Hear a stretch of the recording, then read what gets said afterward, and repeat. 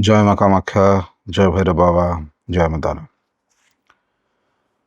So today I will be speaking on a topic which I had in mind for quite some time, and there were multiple requests to speak on this, but I did not think it was necessary or it was the right time to bring up this specific topic.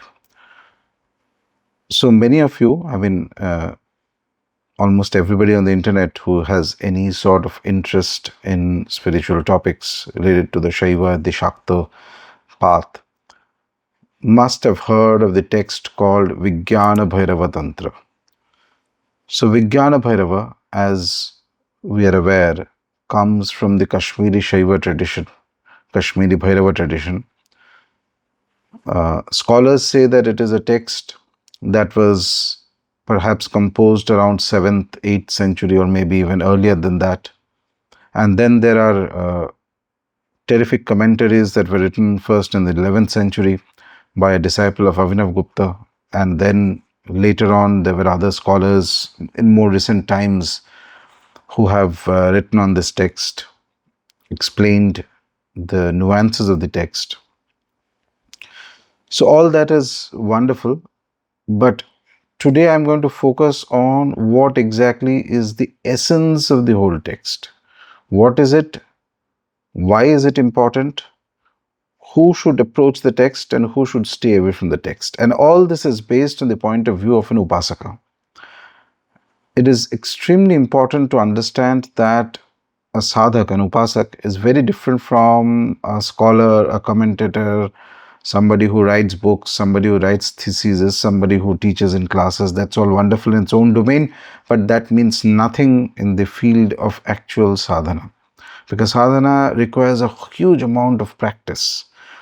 In fact, as you go deeper, your practice increases. It increases and increases to the extent where you will find it near impossible to engage in other activities, whether it's teaching, whether it's whatever it may be. I mean, as it goes deeper and deeper, you become more drawn into your practice, because that is the nature of Shakti. Shakti draws you inside, and you don't feel like doing anything much except for what is ordained by that same power whom you're worshipping, that you have to do this specific karma.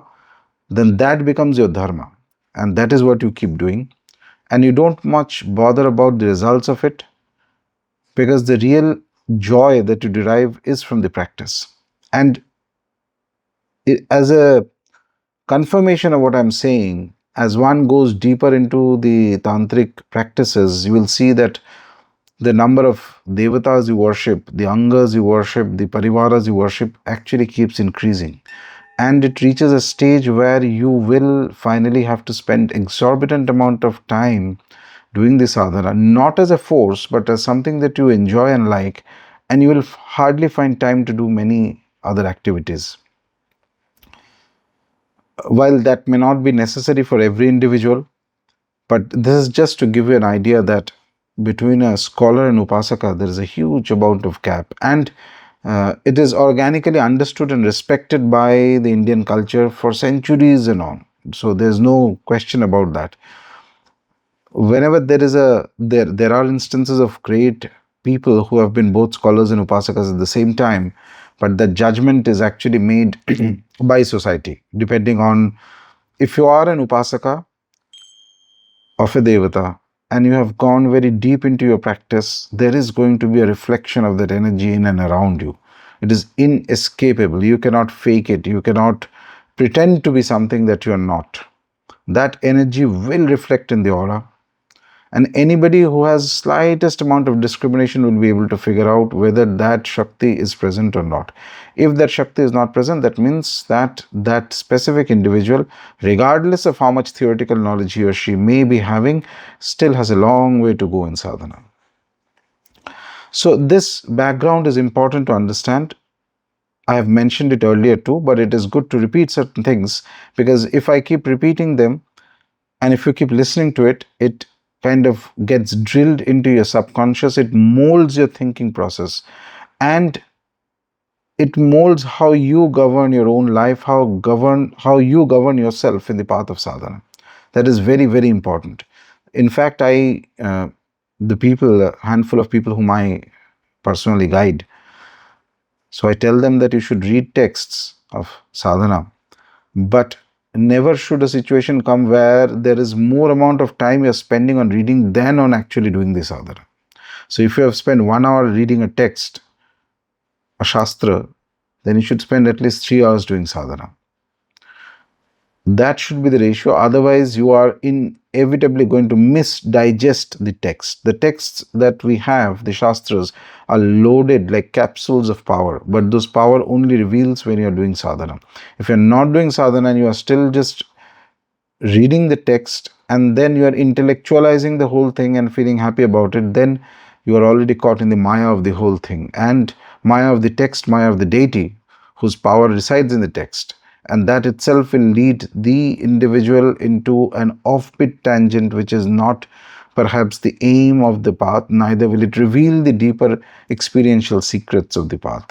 So sadhana is always something that you have to walk. You cannot read a text on swimming and never enter a swimming pool and become a swimmer. That's impossible. Similarly, you may read all the texts, but if you have actually not done sufficient amount of sadhana, then it is all, well, it's good, but it's not useful. From the Upasaka's point of view, it's absolutely meaningless. It's a wasted exercise, to be honest. That doesn't mean text should be read. It should not be read. Text should be read in the context of the sadhana that you're doing. And in regards to the amount of sadhana you're doing, it is very crucial to make this balance accurate. Otherwise, if this equation gets wrong, then you end up into a completely different path than the path of actual Devata Upasana.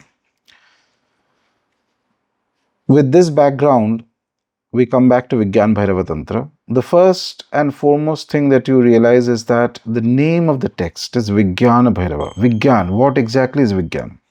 So we have very commonly 2 or 3 different words that we find repeated in texts and shastras that point towards certain states of knowledge. First is Jnana. Jnana is knowledge. More or less, very simplified way you can consider Jnana as knowledge of the texts, knowledge of the shastras, knowledge of dharma, knowledge of an intellectual understanding of the process, of the system, of the injunctions, of the prescriptions, niyama, yama, of what to do, what not to do, etc. That is Jnana. If you have Jnana, you can become a Pandit. Beyond Jnana comes Vigyana. Vigyana is specialized knowledge that is linked to experience. So if you do not have an experience of a thing, you cannot call yourself somebody who has Vigyana on that specific topic. Today, you'll see so many people repeating that, things like Aham Brahmasmi or that kind of very beautiful Upanishadic statements. They don't mean a thing until you have actually realized it. So that is the difference between Jnana and Vigyana. Vigyana inevitably pegs itself on realization. That what we have read, that what we have understood, has to be realized by the mind and the body. And that creates Vigyana. Beyond Vigyana also, and very strongly linked to Vigyana, is what is called Pragya, which is basically an intuitive and spontaneous wisdom that comes, which is in the state of Vigyana. It happens to an Upasaka at a very high state. So fundamentally, explained in a different way, the whole process of sadhana is a way, a method to change your consciousness. The ordinary mundane consciousness has 3 realms. One is the physical consciousness, one is the emotional consciousness that you have, and beyond that, there is the mental consciousness. In the mental consciousness, you have your ability to rationalize, your ability to process information, your ability to judge, and your ability to make mental frameworks of things. But that itself, it's a useful tool, but it has a limitation. It cannot go beyond that. So that is why very colloquially we say that reason cannot fathom what is the divine beyond a point, because it goes in circles and circles. That is when you reach the next stage of consciousness, where you have a direct experience of the divine, direct experience of reality. Let's say the divine is reality. Satyam. Satyam is reality, that which does not change. So once you have that experience, that is the beginning of Vigyana. So this text tells you how to attain the Vigyana of Bhairava. So as we are already aware that a lot of the Kashmiri Shaiva tradition was focused on Bhairava, and from Bhairava there were other, so Bhairava was the focus of the what is called the non-dual tantras. Non-dual is those which are Advaitic in nature, not the Advaita of Vedanta, but a Shaiva Advaita. There are certain technical differences and philosophical and intellectual differences, but there's no point going too much into that. But basically, this is a one of the streams uh, of upasana, of texts that came from Kashmir, from that lineage, where non-dual realization was given prominence. And in this, there are various agamas, there are various techniques that are present there, various deities also present, and including from here we have the issuing forth of various kinds of tantras also, both the ritualistic tantras and the other kinds of philosophical frameworks. So this text basically starts with a conversation between Bhairava and Bhairavi, where Bhairavi is asking that she has heard all the different Rudrayamal Tantra and the various philosophies of Trik Shaivism, various other things, and yet there is an unsatisfaction. Something is missing. Something more is needed. What exactly is the reality? What exactly is Bhairava? She's asking. And this is almost that same stage we are in, where I just explained that the transition from Jnana, where you have knowledge, and Vigyana, there is a gap between the two. Just because somebody has Jnana does not necessarily imply that he or she has Vigyana. So this question comes in, and then Bhairava explains that the reality, or Bhairava, is not a mantra, is not a puja, is not a temple, is not even a form, is not any of the Shaktis, is not any of the Trishira Bhairavas, any of the other uh, technicalities of sadhana. He is something way beyond that.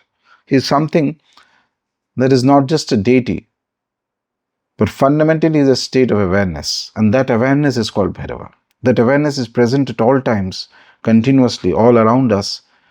But we are not aware of it, we are not conscious of it, because our mind is engaged and fragmented. Our mind, our consciousness, and our prana, all these things are uneven, fragmented, and they're incapable of penetrating deeper and seeing that fundamental reality, that awareness which exists everywhere, which is called Bhairava. In order to be able to experience that awareness, therefore, he gives a list of 112 dharanas, which are extremely important for the sadhak to have a direct experience of Bhairava. A dharana is very simply fixing of the concentration on something, very simply put. Okay, so there are 112 techniques that he mentions. Each of them are very beautiful, but there is a caveat that has to be followed. And this is a mistake. This is the reason why I never spoke about it in details, or for that matter in any capacity earlier.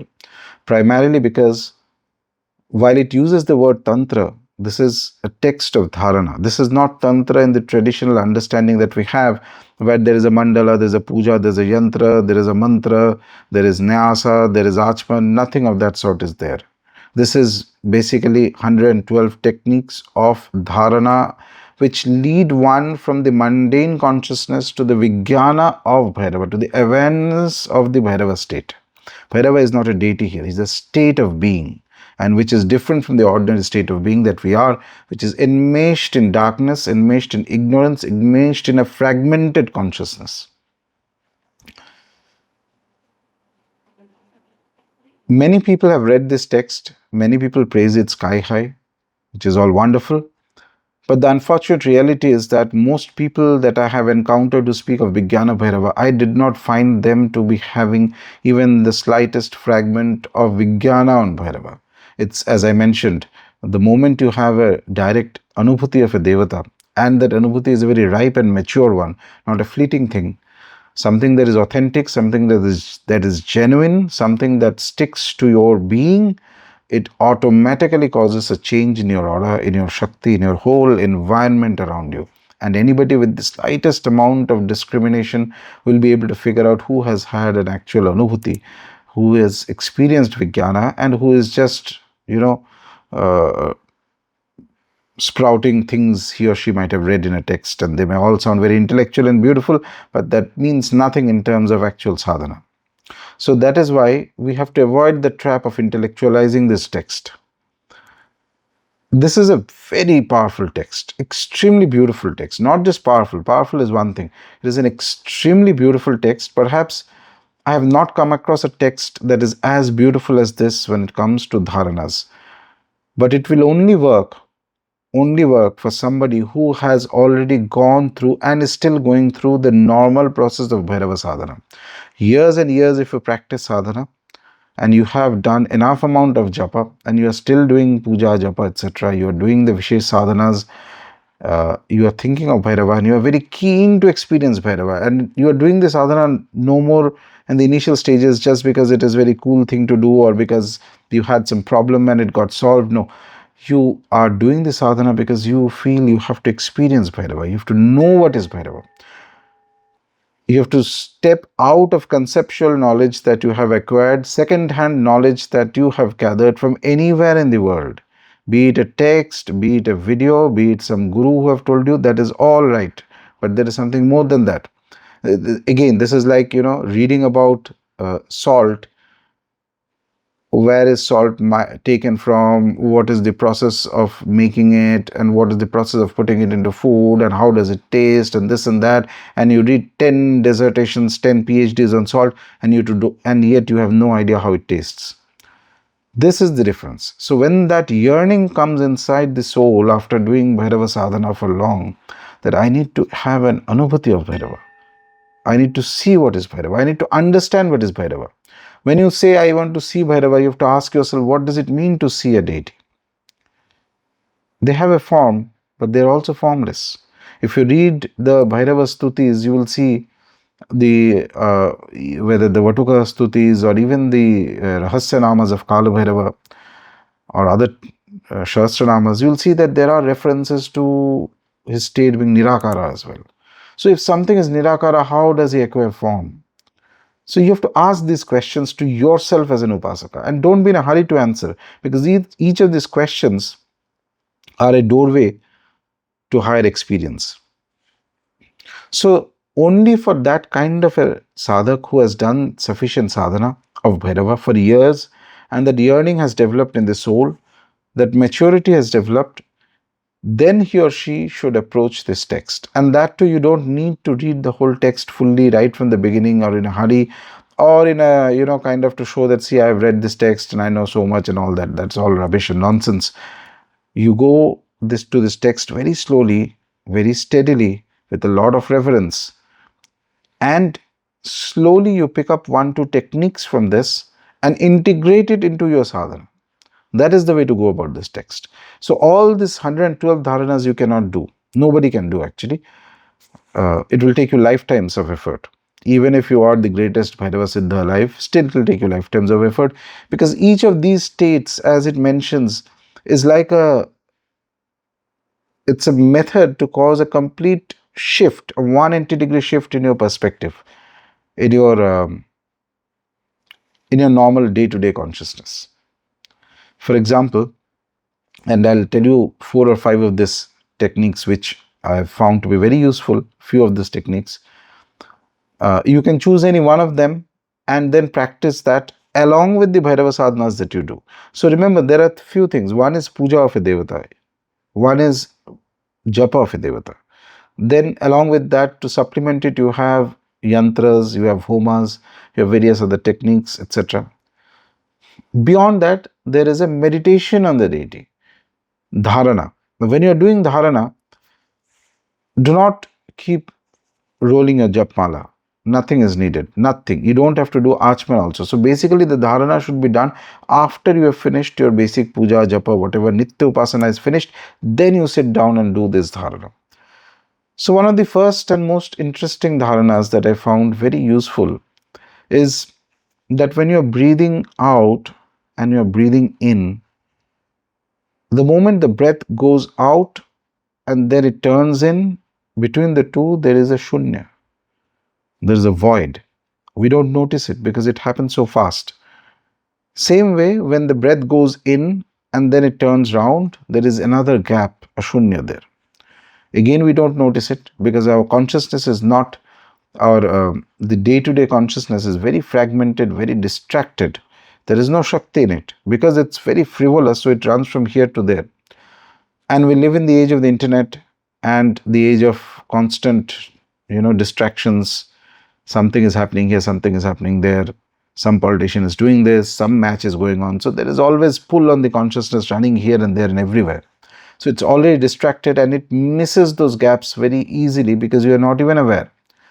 But now, what you do is sit down quietly, observe your breathing, but don't make an effort, don't make a labored breathing, don't put in extra effort to breathe.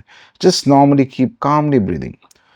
And bring your awareness to that point where the breath changes as it comes out completely and your lungs is emptied and then it turns round. Right at that moment, there is an invisible void. Invisible because invisible to your normal consciousness. Similarly, as it goes inside and then it turns around, there is again another void. If you keep focusing on them slowly, those shunya, those moments, infinitesimally small moments, are doorways to the consciousness, to the awareness we call Bhairava. It is not going to happen on one day, but it is good to integrate this practice if you are doing Bhairava sadhana for sufficient amount of time. At least, ideally for 3 years, but at least for a year and a half you have been doing, then you can integrate this along with doing the other sadhanas, Bhairava sadhanas. So in that one fractional moment, and it can happen any day, it can happen in one day, it can happen after 10 years also, you don't know. The whole consciousness may shift in that moment and experience something that cannot be described in words. And that, what you experience, that is the Vigyana of Bhairava. The next thing that you can do, take the mantra Om Bhairavaya Namah. Sit down calmly. These techniques I have seen are best practiced when the artificial lights are off. So you just have a diya in your puja space. Sit down very calmly. No japa is needed. You don't have to use the japmala. Relaxed way, sit down and just mentally, without uttering, without movement of the lips, just mentally keep hearing Om Bhairavaya Namah. As if somebody is chanting inside you, Om Bhairavaya Namah. And then, with your ears, with your hearing faculty, with your inner ears, not the physical ears, the inner hearing capacity, you focus on Om Bhairavaya Namah. Just focus on the sound of it. If you keep going deeper, if you keep doing it daily, eventually you will see that it kind of merges into an absolute silence. The Om Bhairavaya Namah will slowly and steadily dissolve itself into a very powerful silence. And that immediately causes a shift in your consciousness. And you get a glimpse of what the state of Bhairava is. A third practice that you can do, suppose you are just sitting down somewhere, maybe on the balcony or a roadside or somewhere, and you are watching people pass by. Okay? People, traffic, animals, whatever else, whatever is happening. Keep observing, but don't judge.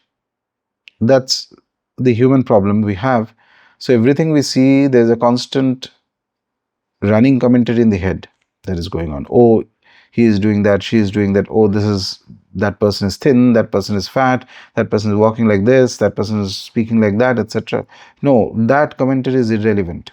That is the delusion that you've been put into your mind. That is the weapon that Mahamaya uses to keep you entangled in samsara. So drop that whole judgment thing, and it will not happen in day one. You can't fight it. The moment you fight, it will come with greater force. But if you keep doing it daily, just observe things, what is happening, but don't fix on anything. Don't fixate on anything. Just like that. Let the commentary in the head calm down. If you keep observing without judging, without anything, just observe with your eyes open, you will see eventually that running commentary inside the head completely calms down. And once it calms down, the mind becomes kind of thought free. So every input that the senses take, the eyes take, you're seeing things, you're hearing things, they don't stick to you. It's like a sensory input that comes in and flows out. And you don't attach yourself to any of these things.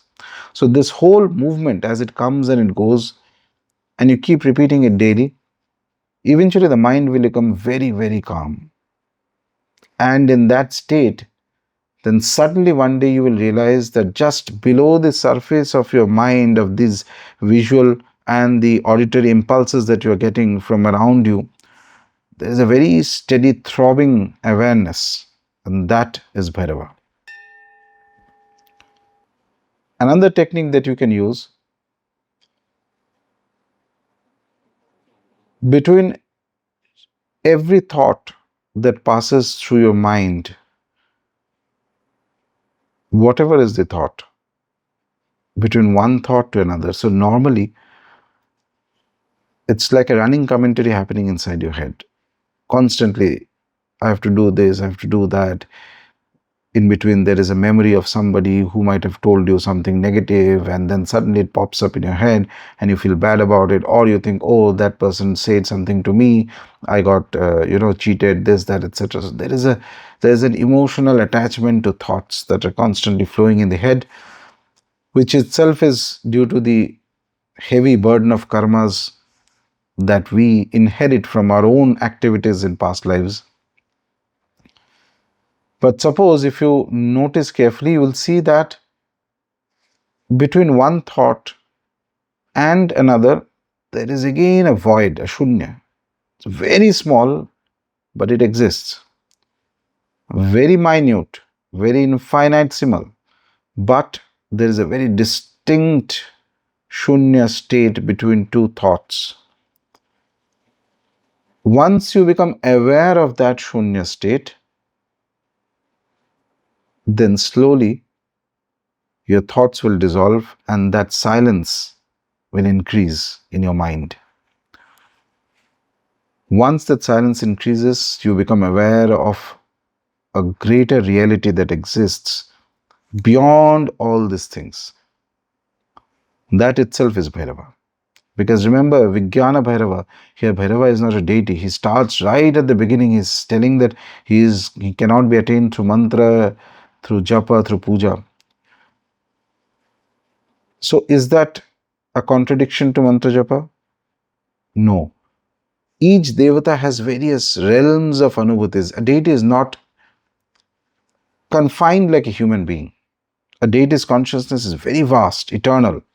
So he can take a form and come to an individual if that suits the individual. But sometimes he can be formless as well. And both of them are equally true. It's not that one is higher and lower. It is his will when he wants to take a form. It is his will that he enters through the mantra that you are chanting. And then again, it is his will that he goes beyond all forms, beyond all mantras, beyond all pujas, beyond all paddhatis, beyond all vigrahas, beyond everything. Both of them simultaneously he can do. And it is not that one is higher and one is lower. There are certain paths of philosophy in Vedanta which say that the Nirakara is higher than the Sakara. I do not buy that logic. To me, both of them, neither is the form, the duality, state of duality, and the formed state is higher than or more important than the state of the formless. No, both of them are at the same footing. It is that one energy, that one being who decides sometimes to be with form, sometimes to be without form. So there is no question of this. Hierarchy are again human traps that we create. It doesn't exist at the point of view of the Devata. So that shunya, once you experience between thoughts, takes you or gives you a glimpse of what is Bhairava. So these techniques, any of them you can practice. You can integrate them with the normal japa that you are doing, the Bhairava sadhanas, any of the Bhairava sadhanas, Bhairava nama japa, etc. As in the last Ashtami, I think for the few last Ashtamis, we have been doing more than 1 crore japas, and that I think is very beautiful, very fantastic. And over time, this is going to pull more and more people into Bhairava sadhana, which is terrific. But as you go deeper into the sadhana, it is also important to do dharana on Bhairava, to understand Vigyana. Once you have an experience of that state, you understand Bhairava better than what reading 1000 books can teach you. That is the beauty. That is the rarity. That is where Vigyana stands. And that is why it is such a gem of a book, but only for the Upasaka, who is capable of doing that practice.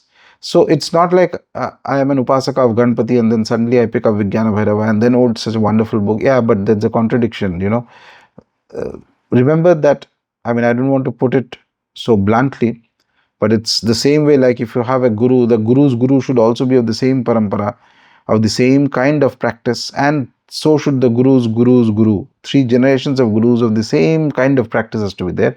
Similarly, this is a wonderful text if you are into Bhairava sadhana and you have been doing Bhairava sadhana for a few years and you take up any of these practices and integrate with your normal sadhana. Do not expect a result on one day, because these things are very tough to do. This is far more easier to do. Sit and do mantra sadhana, mantra purushcharana, do ashtottara nama, do shahasranama, do archana, do pujas of mandala, parivar devata, all that tarpan, all that is much easier to do. This is far more difficult because there is no clear path here. It's like a complete shift from one frequency that your mind is going to another frequency. And what stops you from doing that? Very simply, your own karmas.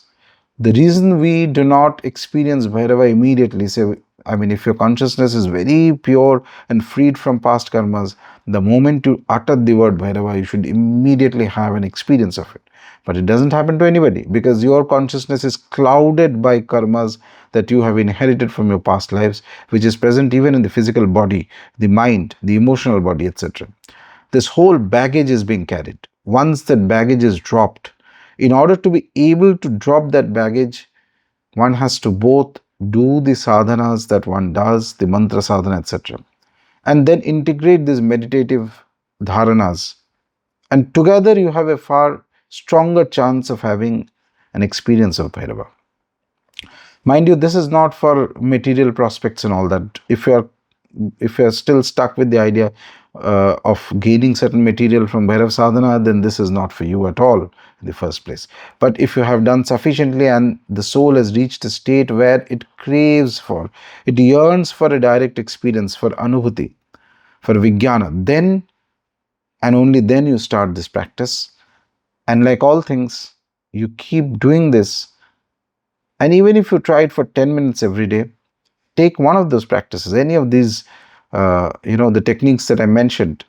I distilled out the techniques and mentioned to you. You can pick up any one of them and try it. There are many others, but these definitely work. If you keep doing that for a few months, you will see the quality of your whole sadhana changes. The quality of the mantra japa changes, the quality of experience, the quality of meditation, the quality of your own mind changes. Remember that whenever there is a thought that goes, and there are constant thoughts that are coming in the head for every individual, immediately to that particular space. And thought means, suppose a thought of some past event or a name or something in the future, or planning, anything, wherever it is going in the time scale, past, present and future, to whichever space, whichever place, whichever part of the universe, underlying that thought, there is an awareness. But that awareness, we are not conscious of it. The day you start becoming conscious of the awareness behind every thought, that is the day you have Advaitam of Bhairava. You see Bhairava everywhere. And that is possible only when you have become Bhairava. That is what is called Bhairavoham. You have become entered into the state of Bhairava, at least to a degree, if not in the full Shakti. No one can become Bhairava in his full, the completeness of his being and completeness of his Shakti. But even if a fraction of that comes, which is like, suppose there is water, and if you take even a drop of that water, it still has the same chemical composition as the water, a large vessel of water. Same way, even if a bit of his nature comes in, that is when you realize these things. And it is extremely powerful. It is so transformative, for lack of any other words. You will forget every other problem that you're having. You will forget that there is any issue anywhere in the world once that kind of a jump in the consciousness happens. That, therefore, is why Vigyana Bhairava is such a powerful text, and why, after doing sufficient amount of Bhairava sadhana, you can start any of these techniques and integrate them, and this acts like that booster that changes all other practices that you do, and at a higher stage it changes your whole quality of your life itself. You don't live as a reaction to your karmas, but you live as somebody who enjoys every moment of existence, which is fundamentally what whole human life is supposed to be at the end of the day. With that, I'll end this video here. Jai Ma Kamakhya, Jai Bhairava, Jai Matara.